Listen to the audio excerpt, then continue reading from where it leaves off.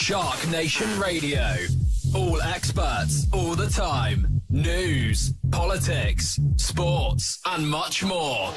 Always real and never boring. Tune in and join the Shark Nation.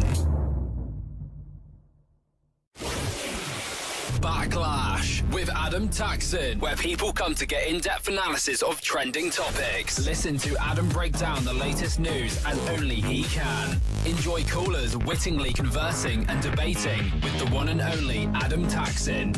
And now, the real most interesting man in the world and your host of Backlash, Adam Taxin. Welcome to Backlash. I am, of course, Adam Taxin here on Shark Nation Radio, and we're going to continue the first half of the show with the longest interview I've ever done, certainly here. I think it's probably the longest interview I've ever done, period. But it's with former baseball star Lenny Dykstra, who is so much more than just a former baseball star. Hilarious, might be the most engaging, entertaining interview I've ever had. Howard Stern has said that he may be among the most engaging, entertaining interviews he's ever had, and he's had a lot more than I have. Then we're just going to talk to a few people after that about the interview, just piggybacking. That'll be Keith Levenberg again. I think before him, we're going to talk to Eliakim Cohen over in Israel, who's listened to this, and Lenny talked about Israel, his experience there, and about Jews in general. They loved it over there. And we're also going to talk to a guy named Mike Closer, who's a little bit of a social media star himself. First time we're having him on. He is also a baseball fan. Then we're finally going to transition out of Lenny and talk to Doris Wise of Jews Can Shoot on the more serious topic of self-protection in this increasingly precarious age. So that's that. And let me just warn you, Lenny is very genuine, but he's also very raw. What someone would say is crude and vulgar. And I think it's going to start off with something that may offend some Christians. So be it. So that's today on Backlash. You know, all I can do is do the best I can. And, you know, I'm really, really proud of my son, Cutter, who is married to Jamie-Lynn Sigler, the actress. I met on a plane years ago. Yep. Yeah, that was a great story. Oh, I got to tell it to the people listening. Tell them. You see a pretty brunette, and you go through, and you can relate to this. Well, you were a baseball star, so you probably didn't even have to come up with lines. But if you're a guy like me, you see a pretty brunette, and this was before she met your son, probably like 2000 or so, when the show was still on. And Len, you there? Oh yeah, I hear you. I didn't lose you. Okay. And what can you say? First thing that pops into my head is,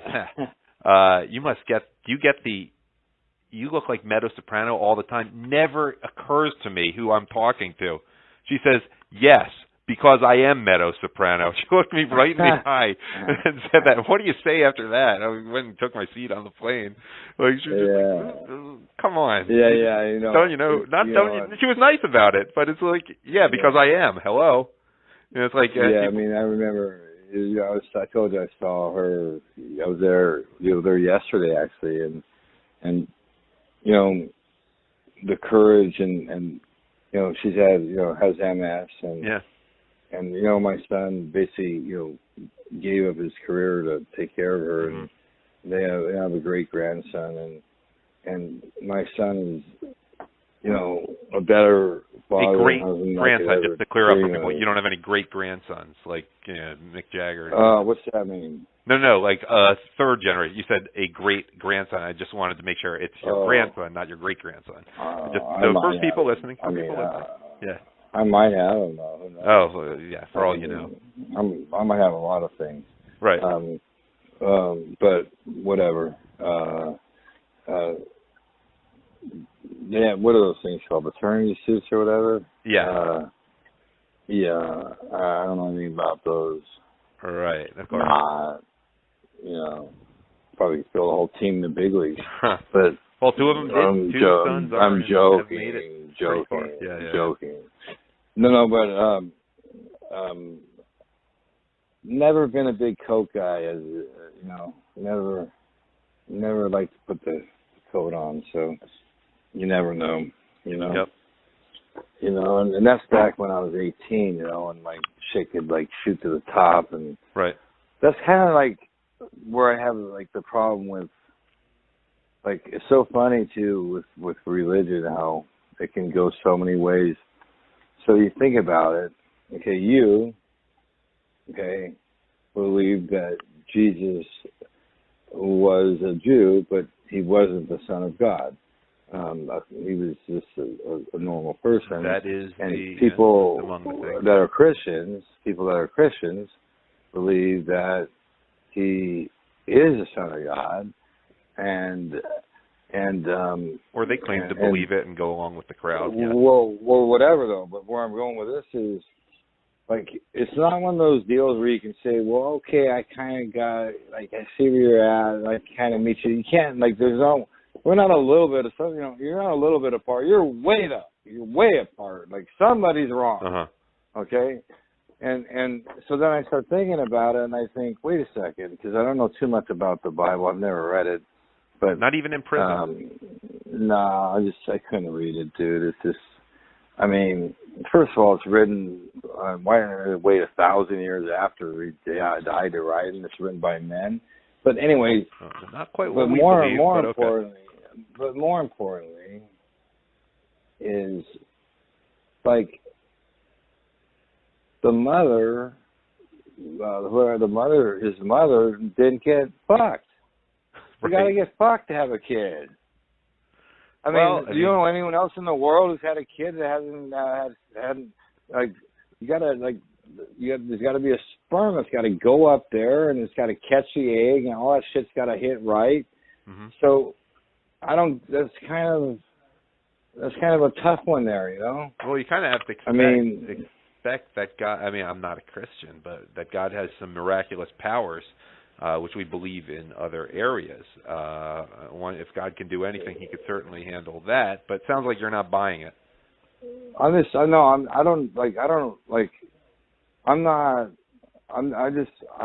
not smart. I'm not. It's above my pay grade. It's just too. Come on, man. It's too confusing to me. It's too, because, like, I think 220 million people die every minute around the world. I don't think it's quite so. How do you? I don't know. Something like whatever. A lot though.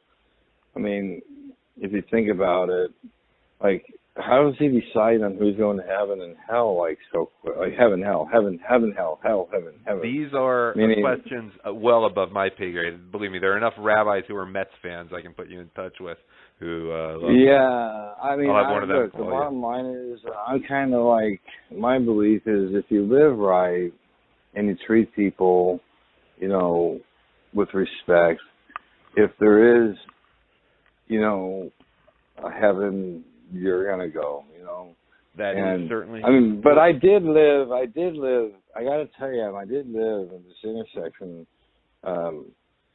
for quite a while. Called the two streets called Heaven and Hell, where they meet. You know, every night I'd be there. Sometimes I still go there, actually. And that's just who I am, you know? Right. Well, let me ask you, are you sure you're not Jewish deep down inside? Where's your mother's side of the family from? Where is the mother? Full-blown Canadian. No, I'm a full-blown Canadian, man. French-Canadian? I'm adopted. Yeah, I know. Your dad's side is French-Canadian. I don't know, my mom's, I don't know, English or something. But you know, must be a lot of disappointing for a lot of people of Dutch descent. You have such a clearly Dutch last name, but they don't realize it's your stepfather. And yeah. I mean, he adopted me, but in my world, the way I think of that is, you know, is him being my only dad, because he raised me, and sure, I don't even sit on a couch and have a therapist tell me, you know, like, I'm perfectly fine with who was my dad. He was my Little League coach, and he was awesome, and I'm fortunate to have him as my dad. And, you know, like, the blood dad, I can care less about. He had nothing to do with my life, you know? Yeah. I don't need to, you know, sit on. By the way, and I used to go see a shrink in New York, a high-powered one, but for other reasons. It was a hall pass to get away, and this guy I was paying. You wrote about that in the $1,000 book too, yeah. Yeah, man. All he wanted to do was hear my stories. Yes. Okay. Continue. Go ahead. Continue. Because he loved my pussy stories. I mean, he just wanted to hear more and more of them. Follow the money. And like, so I just started realizing, like, wait a second, bro. You just want to hear my stories, man. Like, and by the way, like at 10 till, like I could be saying I'm ready to ice myself, and you're going to say, okay, we'll pick up next week, Right. And what a business that is, What a racket. I'm not a big believer in all that stuff. If you're thinking about lawyers, and you think about preachers, and you think about all that stuff, and in business, what's it really come down to? It comes down to selling. I mean, think about, two lawyers going at it, and there's 12 people on the jury. So whoever can convince those 12 people that their story sounds better than the other guys, yeah. And just like a guy that's preaching, religion's pretty much about money. Wait, you left me such an opening there. If they have no inappropriate conflicts of interest and the evidence is allowed to go there, and I know you know something about that related to bankruptcy court. You made that too easy for me. Oh my God! We don't want to go there, dude. Read the book. That's about two things: misery and loss. I mean, who would want to be a bankruptcy attorney? I remember saying to my attorney one time, like, oh, it's just so miserable, though. I went to law school. It's kind of like a doctor. Like, who'd want to be a dick doctor? What the hell is that? I don't know. Hey, my dad is retiring in a few weeks from a great career as a radiologist. He didn't even have to see patients. He's been reading X-rays, which is just about the best paid job. He's in the national organization. He got honored, and you get paid well as a radiologist. Didn't even have to see patients. Just read X-rays for the last 40, 50 years. So, but urologist, I don't know about that. That's how you're supposed to. Well, yeah, I remember the first. I don't know. I know I didn't put this in the book, but the first physical I got, big league physical. I'm talking about, when you're in the big leagues, it's a whole different physical. And this doctor Pearl Harbored me, man. Oh, I remember you told Stern about that. Oh, dude, I almost killed. I told that doctor, man, you do that again, I will fucking kill. I mean, that hurt so bad. Yeah. That's why, for someone to put a dick in my ass, dude, you're going to have to kill me. Dead. Yeah, you made it clear that you're not you have more conventional tastes, and certain orifices should not be penetrated. Yeah. That's why I know gay people, I feel sorry for them. What, you think a guy chooses to wake up next to another guy's hairy ass? I do have theories on woman? I do actually have theories I think on it's all the wiring. Isn't your theory that they got the wiring went wrong? No, I think honestly, guys realize that they're beta males. I think if you look back in ancient civilizations, and Dennis Prager talked about this. I don't know, man. Yeah. So, wait.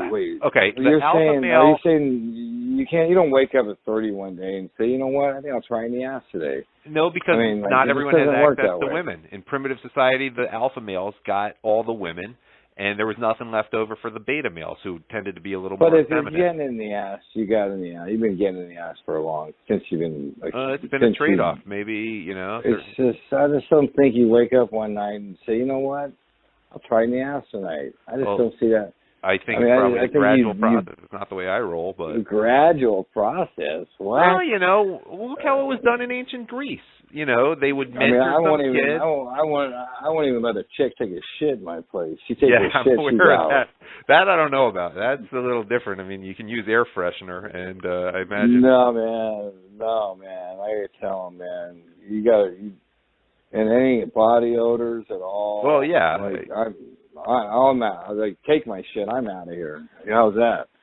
Couldn't you use? What's the big deal if someone used air freshener and you did something else? Just the thought of it, dude. What do you mean, just the thought of it? Man. Someone's an animal. Animals do it. It's just gross, dude. What do you mean it's gross? How else are you gonna get rid of it? It's nasty, man. You can do what I do, man. You can piss it out. What do you mean? No. It's just, I just don't like talking about it. The whole thing. Like, I hate when a girl says, I know I did. Well, it's not ladylike. Like when a girl, when a girl says, I got to go pee, yeah, it's such a turn off. There is a good question, by the way. Bathroom? Here's a question, by the way. I mean, just because we've been on for a while, and it is interesting. I'm by the ocean here in Florida. Obviously, pissing in the ocean is okay. What are the ethics of going number 2 in the ocean? Because, you know, dolphins, whales are in there. They're presumably having some pretty big logs. Is there something wrong with doing that if you're in the ocean? Well, I'm not much. I don't like the ocean. I'm more into granite and marble. I don't like being anywhere. Like, I don't know what's under there, man. I don't like being like sand, fish. I'll take robes and room service any day. My best ocean story is when I was on my hunt for the tag Princess Stephanie, you know, right, Monaco. Just not because she was so pretty, just so I wanted a little royalty on the bill, you know. And ended up, long story, but ended up pulling these two Swedish chicks that looked like they were right out of a tourism book, and fast forward to the next. Yeah, man, and we're cruising down the French Riviera, man, and I'm sitting on whatever you call the front of the boat. And you left out, they were engaged too, right? And this is the point I was trying to make. Women will blow off a guy if they see a more prominent alpha male comes along. They will do that. So guys don't realize that. Dude, I told one of them, like, you know, when I traveled, I always had to bring 2 guys because they have to go in shifts. They couldn't keep up. They have to rest. You don't believe in sleeping. And so, yeah, well, I mean, I don't know.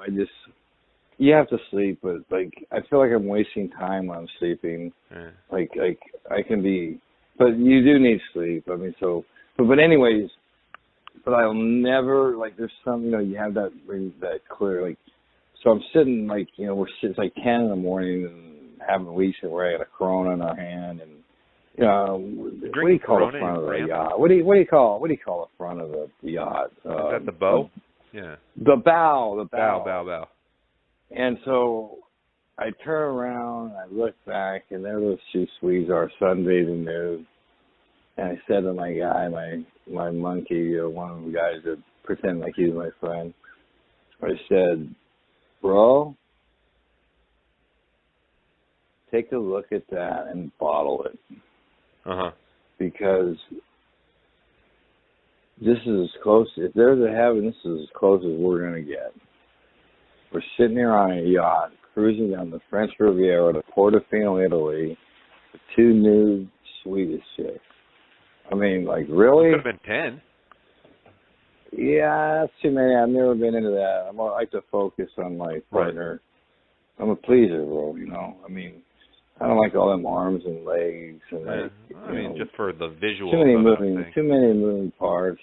Yeah. Never watched porno. Not into all that stuff. Right. You're a straightforward guy. Yeah. I mean, you know, now I'm all about, because I'm older, you know, it's a long process to get the wood and all that. So now it's all about just hearing these words. I can't believe I'm doing this. That's enough for me. Well, but you're very tough. I heard you on Howard Stern last year. You're very disgusted by married women who would do that kind of thing. Like, you talk about how you meet them in the supermarket. Oh, yeah, I don't, you know, married women. No, I don't mess with married women. I don't mess with friends, ex-girlfriends. Right. You know, and you made a point to teach married women a lesson if you were testing them out? Well, you did read a book good. No, that wasn't in the book. Man. That was in on your Howard Stern interview. Oh, yeah, man. Yeah, that was amazing, actually, man, because it was just so easy. And, like, I said, do you realize, like, you were just going to have, like, sex with me? And, like, and you're married? Get your clothes on, man. Go back to your husband. Learn. She goes crying out, you know. And because, by the way, that's not something I do often. It just happened to be, you know, one of those times, you know. But, you know, speaking of Howard Stern, you know, no one knows this, but he just had two of his producers following me around for 2 days. Yeah, I heard about that. And it was so funny, dude. because like the second day we were like gonna do more stuff, and I said, "What? So we got about 3 hours left?" And they said, "We ain't got 3 minutes left. You wore us out." Really? We're what did done. you guys do in L.A.? I mean, what I do every day, dude. Which Seek is and what? Destroy. Money and pussy. But what does that mean in practical terms? That's what I do, man. Figuring out how to make money, and I'm always on the hunt, you know. I mean, it's a thrill to kill, bro. It's a thrill to kill. I guess Back to those famous words. If I had $1 every time I heard, "I can't believe I'm doing this." Right. I love those words, you know. I can't believe I'm doing See, because this. remember something, though. Remember, see, I sell dreams. That's why I'm over $1 million in strip clubs. You know, I hate strip clubs. Like I sell dreams because if you think about it, the promise of money is actually more powerful than the money itself. Mm-hmm. Think about it. Once they got the money, you got to know you're done. There are a lot of miserable... Look, you know about rehab. There are a lot of miserable people who have inherited money, who did nothing with their lives and spend their life on drugs. Yeah, I mean, you know, rehab. I know a lot about rehab. You're right. My rehab was different. I had my boys check in and bought me 30 days of partying. Yes. Anyways, that's a whole other story. Also in the book, if you should read it, House of Nails. Just I got to mention that every once in a while. And let me just put in a promo for the show. You're listening to Backlash on Shark Nation Radio. I'm not so good with these promos. I'm new to this. Remember that. You know, but let me ask you how this all ties into baseball. I told you I read this during a two-day Jewish holiday last week. And I also read Mike Schmidt, another great Philly, best third baseman of all time, arguably, his book. And it was very much a contrast. You've had different lifestyles. He's a family man, Christian, etc. And yet I felt sad for him because, I mean, you came along right after I graduated high school. He, however, when I was 5 years old and first became aware of baseball, you know, and those were the golden years for the Phillies, 76 through 83, 93 aside, was the greatest start, and yet you sense that there was no real joy in his career or what he did afterward. It was just maybe it's because he's Midwestern, German, Dutch descent, or whatever. There was just a sense, this is what I do, and I'm doing it, and now I'm done. And now what do I do with my life after that? I mean, there wasn't any drugs. He's a clean guy. But I almost felt sad for him, reading it in contrast to yours. Like, he was such a great player. And, you know, everyone wanted to be Mike Schmidt when I was young. That would have been, or Carlton or McGraw, to be fair. And yet there was no joy. I mean, and he almost, like, it was, in a way, he was jealous of Tug McGraw, who was in my neighborhood, the other great Met and Philly of all time, with yourself. I won't put Rico Brogna in that category. He's a good first baseman, though. He was okay. I mean, but you and McGraw are the best. Defensively. Yeah. I mean, I think Mets and Phillies, it's between you and Tug. For spending your career with those two teams. Tug, he was a good breeder, wasn't he? He did well on that sort of accidental thing. That worked out okay. Shit. Guys loaded, dialed in, man. Yeah, I don't know how that worked out. But he looks just like him, too, bro. Well, I mean, why it doesn't, whether you're married or not, doesn't affect how much a kid looks like you. I mean, there's no correlation there. Yeah. But I was saying, no. But like with Mike Schmidt, it didn't work with him with the broadcasting because he couldn't get excited about being down 7-1 and someone hits a double in the gap. And the managerial thing, you know, but it didn't work. His team didn't do well, and then he was done with that. It was almost like a courtesy thing. And you didn't sense any real joy to anything in his life at any point, even when he did it. I mean, what would be your advice to someone like that if he somehow listens to this? About what? I mean, just like how to approach life, how to have a sense of purpose once you're done. Your life didn't end when you were 38 and playing baseball. Yeah, well, you know, the majority of athletes end up, you know, divorced and broke. Which was not the case there. And it's so ironic that, you know, I made a magazine that was all about teaching players, like, and making players understand that they needed recurring cash flow when they were done, so Right. they needed to buy annuities. And I end up, filing bankruptcy, and the whole thing is just the craziest story ever. My partner in the magazine was AIG, and I picked them because they only were the biggest insurance company in the world, Right. and they went bankrupt. So, Mm-hmm. but anyway, that's just. I can go on and on and on. But that book's a roller coaster ride, and it's I think my book. I mean, if I define my book, I'd say it's a book about a baseball player, but it's not a book about baseball per se. I think it's more a book about someone who wants to get the most out of life, who realized his particular skill was baseball, and probably wouldn't care that much about baseball if you hadn't realized you were great at it.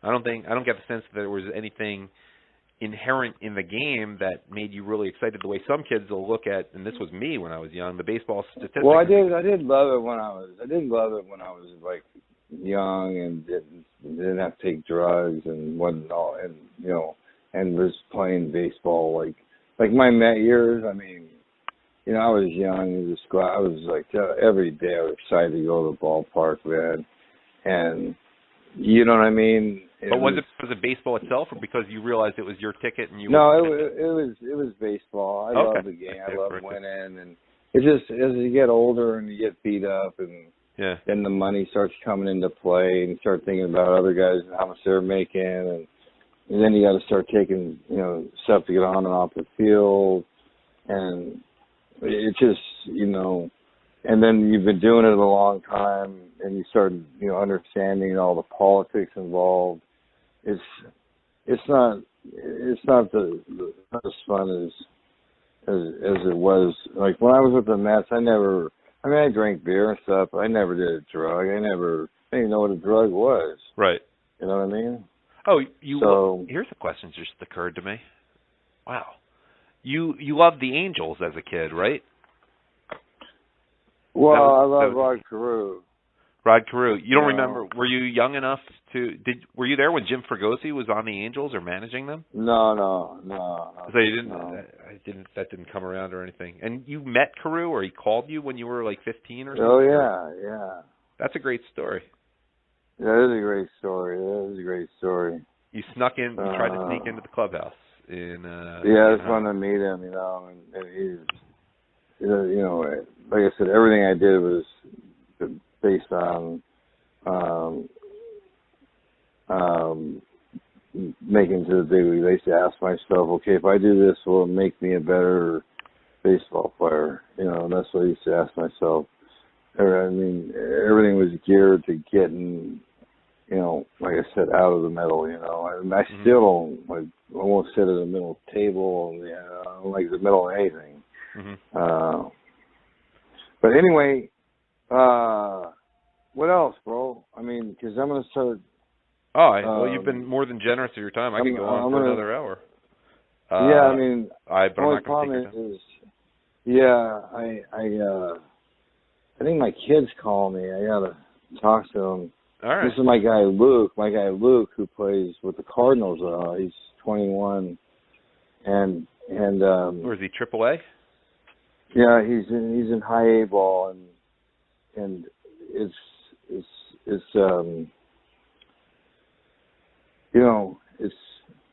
such a tough. The mentality. It's such a tough business, man.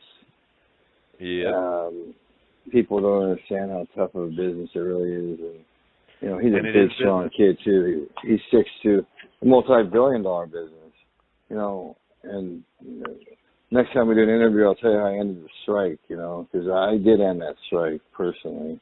Yeah, you said people have bills losing $32,000 a day, It will wake you up.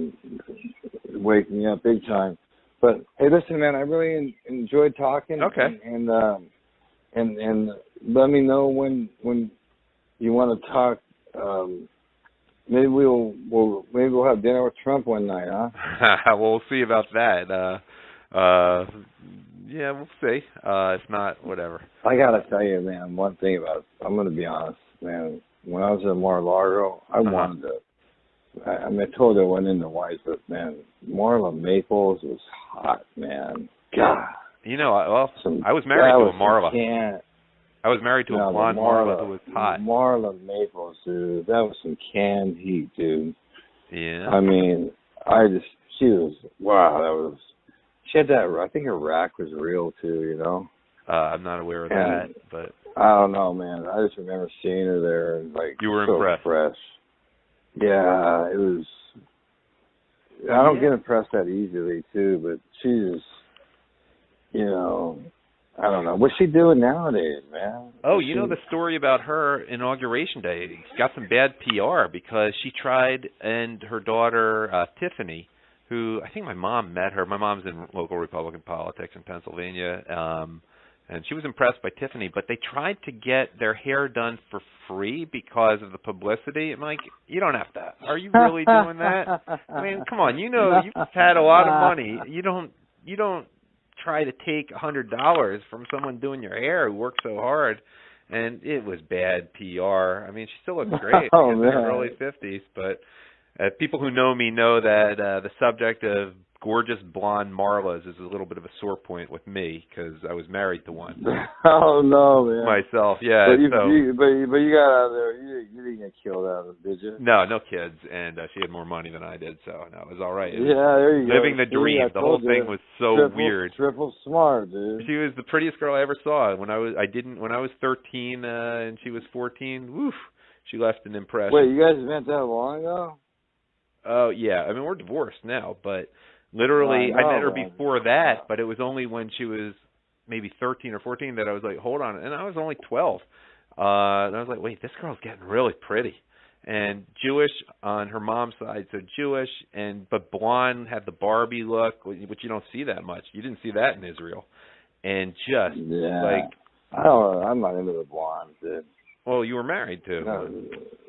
Yeah, you were back in Jackson, Mississippi, in the minor leagues. She dyed her hair. Oh, okay. I think a lot of them don't say anything. Yeah, I mean, I'm not. I can't take the fake rack. I'm not into the bolt-ons. I'm not into all the L.A., the land of the great pretenders, and like the guys put shoe polish in their hair, and the guys are a bunch of pussies there, dude. Not kosher to do that. Well, no wonder you liked Israel so much. You got the brunettes who were in shape from being military. Yeah. I was servicing an Israeli chick for a while, which is cool, man. Which is very cool. Well, I'll get you on a Goodwill tour over there. We're close. I had the consulate from Israel for L.A. on a couple weeks ago. He's close with the Peru. Oh, really? Yeah, you know Sammy Grunwork? That was a different interview, than mine. He was cool. Yeah, he's a Miami guy originally, and he made Aliyah to Israel. Hell, after he hears this, which he probably will, he'll probably have you on a flight over there to do a Goodwill tour to that country. I can't promise anything there. Between that and the rabbi up in at the beaches, Chabad of the beaches in near Give him my number, man. Give him my number. Oh, I have to give you. I have to give him your number because I couldn't answer your spiritual questions you raised before. That's out of my pay grade, but that's Rabbi Korinsky's job.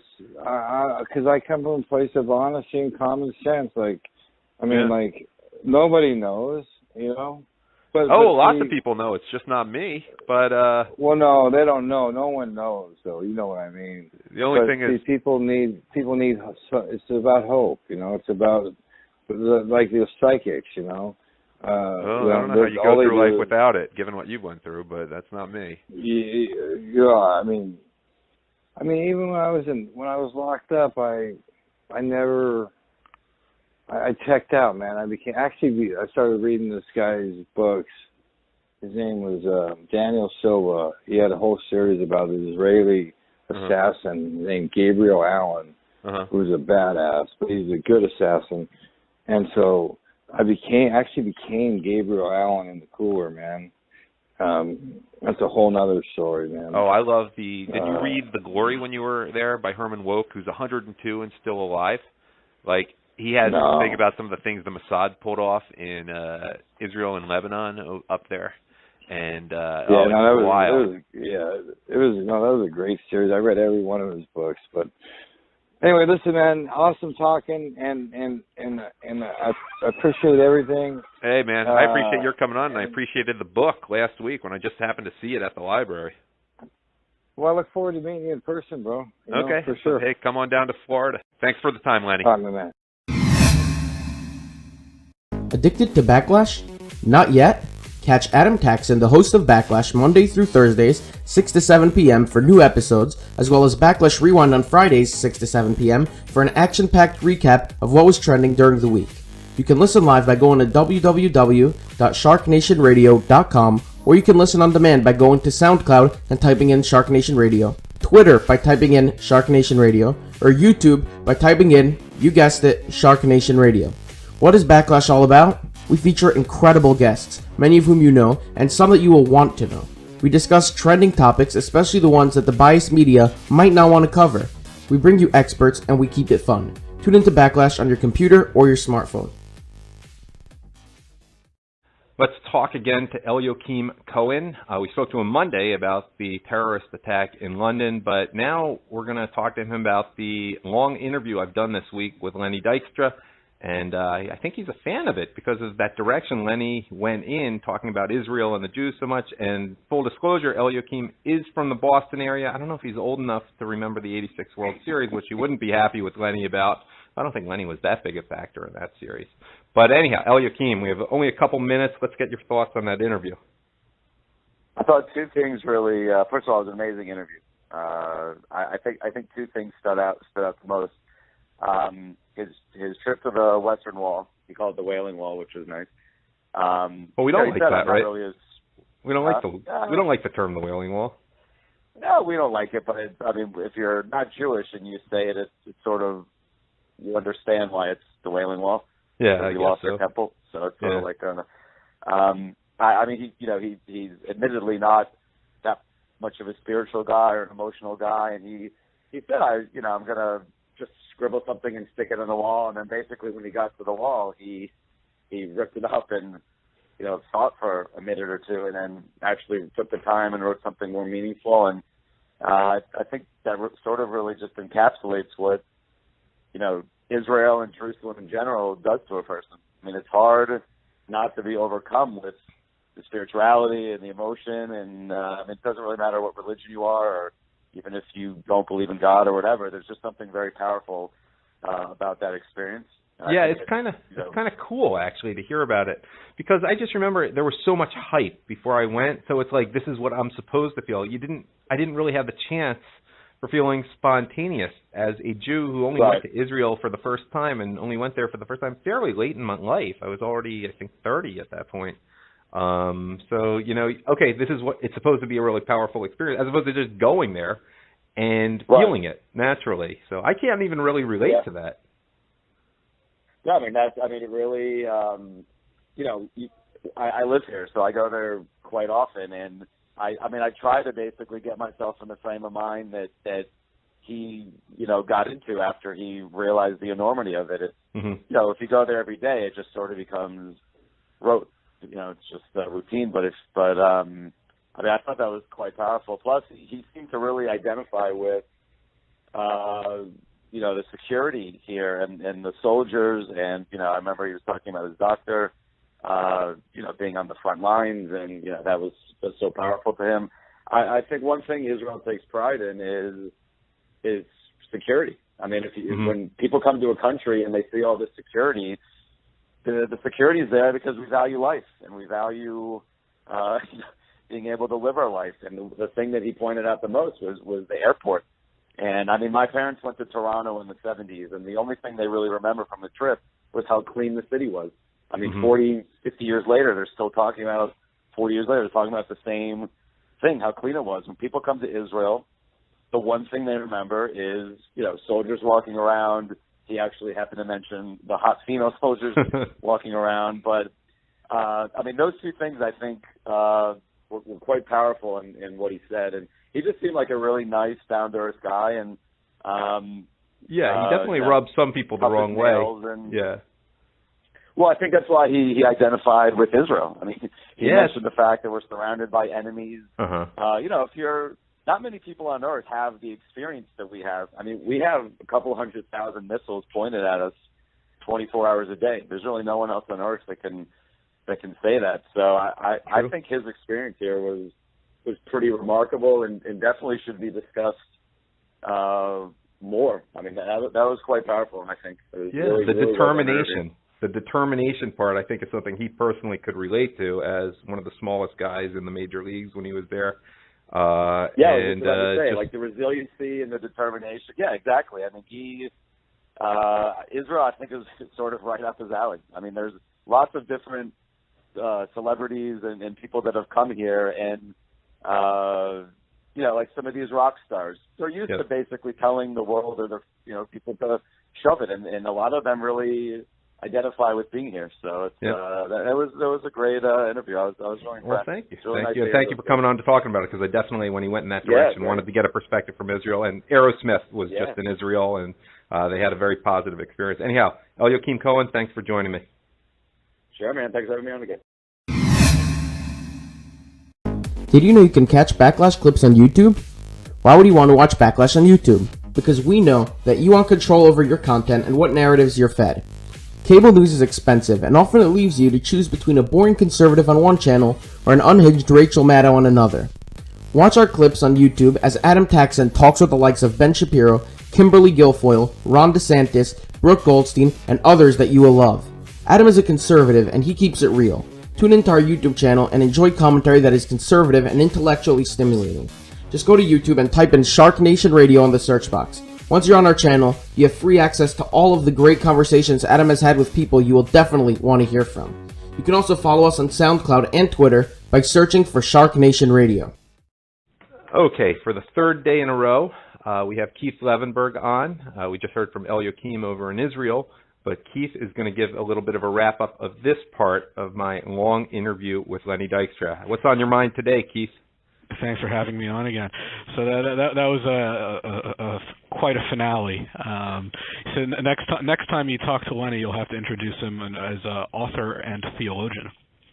Well, I think he's definitely not a theologian. He's got some things to figure out there. Though they seem to like him. I imagine they like him in Israel quite a bit, based on my conversation I just had that you haven't even heard yet. Well, you were getting pretty deep into the Jesus stuff too. I don't think he's... Yeah, he may have some questions from his Christian fans about that one. Not that we can disagree, being Jews, but... Yeah, no, I think his theology probably checks out as far as Christianity goes. Why not? Yeah, I don't know if he's going to be welcomed into any churches with open arms after that, if they hear that interview. Probably not. So what's your version of Pink Floyd today? A direction I can't possibly anticipate you going in. No, I don't think I have a tangent like that. Although I hope everyone has managed to hear the album and not pay Roger Waters for it. We'll push that again. If people are looking for another worthy source to give $20 to, I recommend donating it to the Friends of the IDF. That would irritate Roger Waters nicely. Oh, that's a great point you didn't make yesterday. All right, give me something from this interview. I forgot today. to mention it. Yeah, so I was thinking about the deep theological discussion, and I was doing the math, and it struck me that the whole Jesus angle is probably very vitally important from a social angle, because after you talked about the theology, Lenny talked about his conquests, of a rather seamlessly, by the way. Yeah, of a less holy sort. Yes. And so I sort of did the math here. Okay, so if you figure there are 30 Major League Baseball teams with a 25-man roster. Yes. And this is just within 1 year. So you figure each of those people is probably reasonably famous enough to at least over a couple of years to have the opportunities that Lenny did. So, I mean, what kind of number do we want to put on it? You could be extremely conservative and just multiply by 100, but clearly I think we're talking about a higher number than that. So when you do that math, you get 75,000 women who probably at some point in their lives have had the I can't believe I'm doing this scenario. Yeah, you got to take out the teammates like Gary Carter and Curt Schilling, who. Well, see, that's what I'm saying. That religion serves a very socially useful role of guarding the honor of our women folk, you might say, because otherwise, by logical deduction, you would have 75,000 men who at some point are going to have an awkward conversation with their wives. Honey, when you were single, you never. There was that one time. So you need to have a couple of Boy Scouts in the clubhouse here. Otherwise, the entire family structure of American society breaks apart. And then there's baseball. We haven't even added, basketball and football in here. Wait. NFL, you realize the team flies into the hotel the night before and never leaves. So I think you can pretty much rule the NFL, at least during the season, out of it, though it's younger men, so less likely to be married because most guys' careers are done by the time they're 25.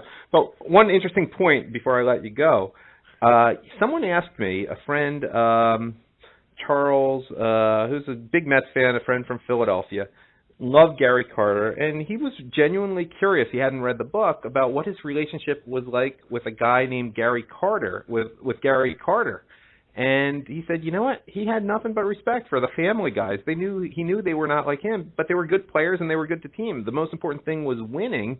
And he had one incident where they were partying late at night and knocked on Gary Carter's door. Gary wasn't happy about that and lifted Lenny up when he was like a young guy and basically told him that will never happen again. But he had respect for that. And he really respected Gary Carter and Curt Schilling, the family men. Who couldn't? And you need the Boy Scouts out there. Otherwise the math is terrifying. He respected Darryl Strawberry for another reason, but we won't get into that right now. Yeah, let's not talk about that. You can Google what he found fascinating about Darryl Strawberry. Anyhow, Keith, let me let you go. And it's been great having you on this week, getting your analysis. We'll get you on in your own right sometime soon. But I'll have to do some more political chat one of these days. We'll go back to the normal stuff next week. Take care, Keith Levenberg. Fun stuff. Congrats on landing the great interview. Thanks. Well, it's not me. It's he, as Howard Stern referred to him. He's pretty much the best interviewee ever. And one person said he's Holden Caulfield. Jamie Hart described him. He's a friend of mine on Facebook. Described him as Holden Caulfield grown up. There's not an ounce of pretension on him. I think that's pretty true. Yeah, that's probably right. Who else you have to get who is, I think, also one of Howard's greatest interviews ever? Norm Macdonald. So much good stuff you could talk to Norm Macdonald about. I will keep that in mind. Keith Levenberg, thanks for coming on.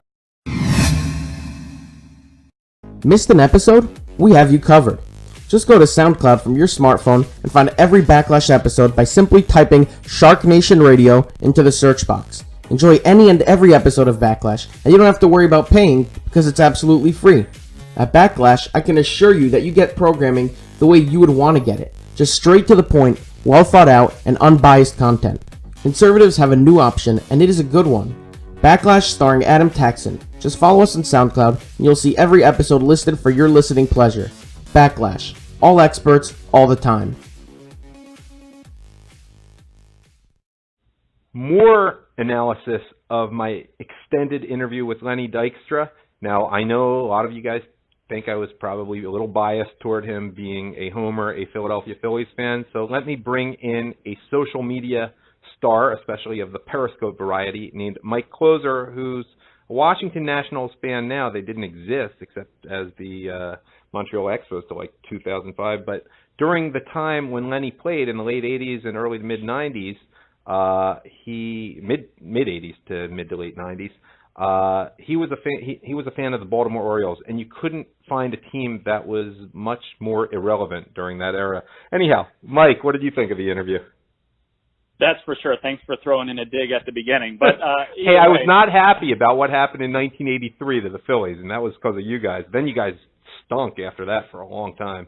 That is true. I can accept that. But we did have the Senators before. When you brought up the Nationals, we did have a life once before. But anyway, I really enjoyed the interview. It's a raw, uncut version of the real person, which was great. And I really want to address a couple of things he said that I agree with.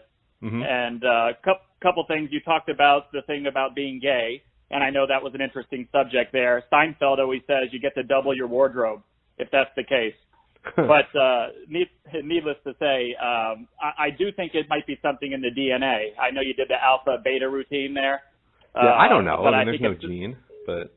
No, I don't know. Again, I don't know if we're going to figure this out because I was told if you wake someone up at 2 a.m., their voice changes downward 3 octaves. So I really don't know what the answer is there. But do you ever see a guy? What's it called? Blackbird or something Black Pigeon Speaks on YouTube, because he had an interesting video about that. You don't know what? No, I did not. That and Dennis Prager gave me a really interesting perspective on that, the alpha beta males, and basically Prager's point is guys would have sex with anything, so of course they did that normally. They're anyhow. Sorry, I didn't mean to cut you off. We have limited time. No, I can see. I'd like to listen to more of that as well. But he mentioned being around hot women in the bathroom routine. There's an old saying, and Howard Stern actually said this when he met his wife-to-be that he's with now, is that you'd never, ever know or see or hear about your future wife or hot woman going to the restroom in any way. You get a separate restroom. Now, I've been married almost 26 years. We have separate restrooms. And I tell you, it's a really good policy. I guess. I mean, to me, it doesn't matter, but I've had one marriage that was short and didn't work out too well, so maybe I should listen to you guys on that, I suppose. Something to think about. And he mentioned I sleep about 3.5 to 4 hours a day, and he said waste of time. Sleeping's a waste of time. I do agree with that. I think there's better things to be doing, and I'm always trying to get more intel. So I do like that approach. I know we need it, but I totally get where he's coming from on that. And don't forget, he's left-handed, and 10% of the earth is left-handed, and they make some awkward decisions. If you look at that, they're very creative people on one side, and sometimes a little different on the other.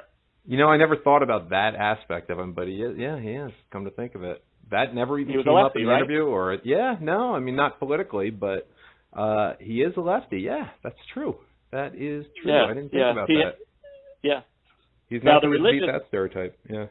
No, that's right. The religious conversation I thought was awesome. His insight is similar to mine. I don't speak as raw about it, but heck, there were humans here 1.2 million years ago, and he was trying to figure out how someone could get pregnant without having sex. So he brings an interesting insight and common sense approach to having that conversation with rabbis or pastors or fathers. But the problem with that is, as a Jew, we accept the splitting of the Red Sea. So, I mean, there are definitely some miracles which are pretty important to our heritage, which we believe or choose to believe in. So that's not what we believe about JC, but, I mean, it's not out of the realm of possibility for God, but you have a different perspective.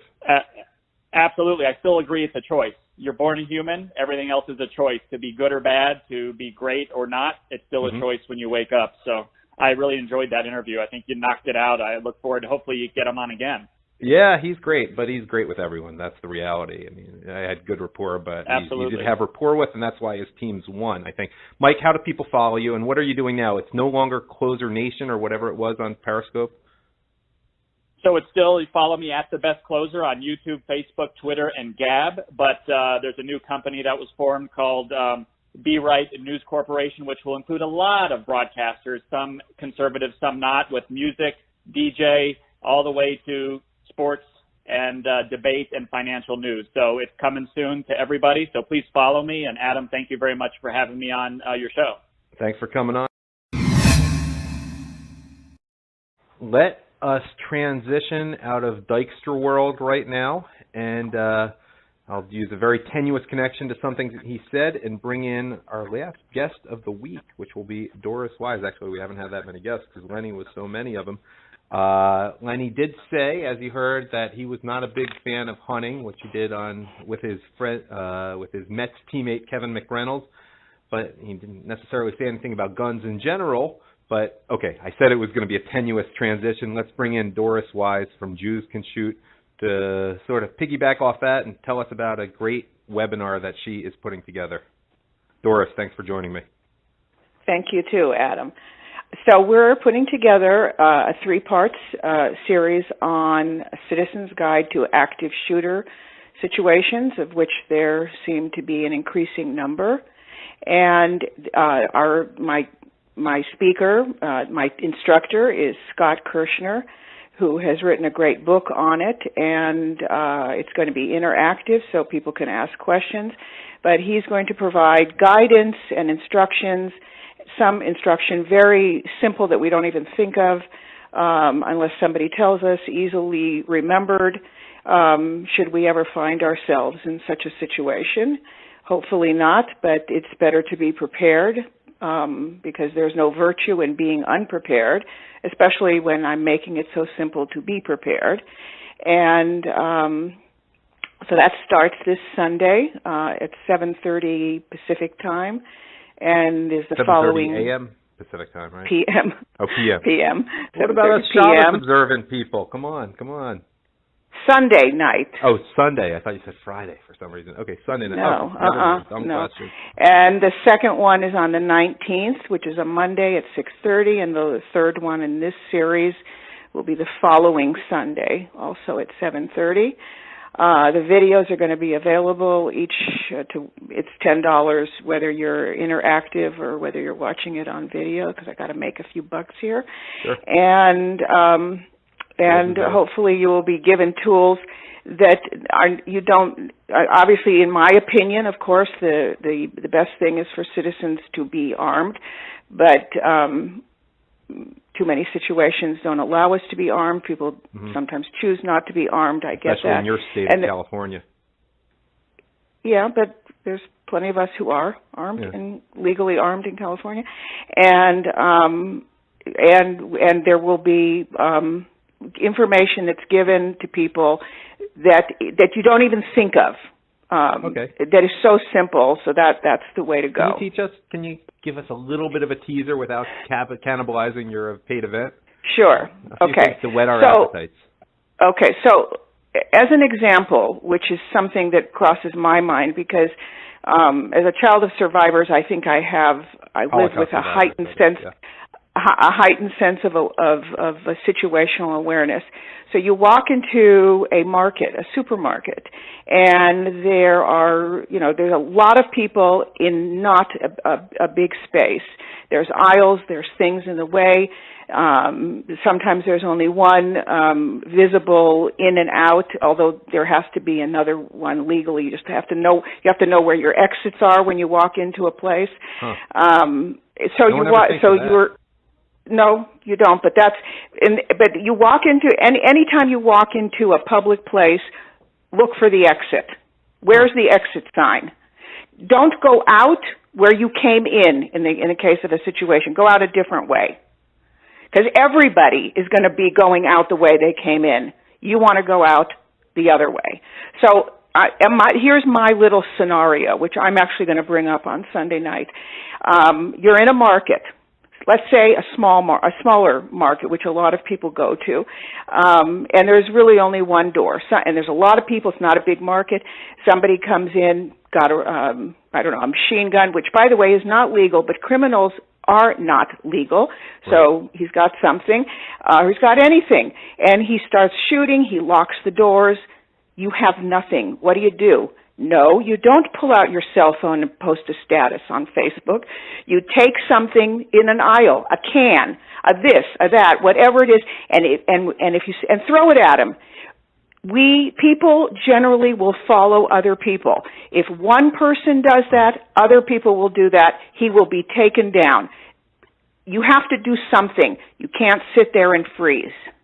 So what could they have done? We're coming up on the anniversary, not far from here, of Pulse Nightclub. What could they have done? Gone to the bar and grabbed the bottles out of there? Is that what should have been done? You know what, Adam, that is a great question, and we will pose it to Scott, and hopefully he will give us guidance on that one. Not hopefully, I know he'll give us guidance on that. I guess there's no reason not to do it. We still have no, there's no reason. And there were so many people there, people could have jumped him. Nobody jumped him. It's incredible, isn't it? No, not like the Flight 91, where they did it, and even though they knew they were going to die, and they still jumped him. But that was one or a couple leaders there. Right. It's also a mindset. It's a mindset, and we have to change our mindset that we are not victims. So Right. we can't, and we're literally taught. We've given away our ability to defend ourselves. We're told to call 911. You can call 911. First, get the hell out of there, and then call 911. Right. Or and also, there's also see something, say something, but which is really see something, say something, but not about Islam. You racist is what it really means. That's true. But I'm thinking that that's going to change in time, actually, because they can't arrest all of us. So if we all say something when we see something, it's going to be a mighty big jail. So I think we should all, and I think more and more people are beginning to understand what they're seeing, and we're going to start saying things. People really don't. I've said this a million times. People don't want to die. London was last week's jihad in Europe. It'll inevitably be another one. What could people have done differently there? Was the best bet just to jump in the River Thames? You know what, Adam, I'm sorry to say, I really, there are situations that we really can't, that any amount of preparedness isn't going to save us. So that's a whole other topic of conversation, which is what the government is doing. You know, we put locks on our doors. We don't put locks on our doors to keep us from going out. We keep locks on our doors from people we don't want to come in. I have no idea why our country is different than our home. Mm-hmm. Any final thoughts you have? Just another good tip for people. Look, the supermarket thing I hadn't even thought of, to look at the exit. I'm sure you got one more good one in the minute we have left. Okay, so I had just posted a little clip of a video of a sheriff's department talking about preparedness in active shooter situations. He pointed out that the Virginia Tech shooter trained himself for months prior to carrying out his demonic act. Why is it that killers prepare themselves and we don't? Because they know that they're going to be in a killing situation. Yes. We don't. But I want to point out one thing, because we only have 30 seconds left. However, you have to go out and buy guns. You have to go to the range. You have to go to bullets. But you don't even have to do that. You can make yourself a lot safer by going to Doris's or downloading Doris's webinar right now, which in the last 20 seconds or so we have can be found at, and how people can get in touch with you. Well, they can go to www.jewscanshoot.com. Jewscanshoot.com. And all the information is there, right? All of it, believe me. Doris, thanks for joining me today. Thank you so much, Adam. All right, we got a lot in today. We're basically out of time. Tomorrow we'll be doing the rewind. We will include some things that are not Lenny Dykstra or even Lenny Dykstra related. And you can listen to that. The next week we'll be really back to normal, unless we get another great 2-hour interview, which is always possible. Thank you for listening. Follow us on Facebook, Twitter, etc. Out.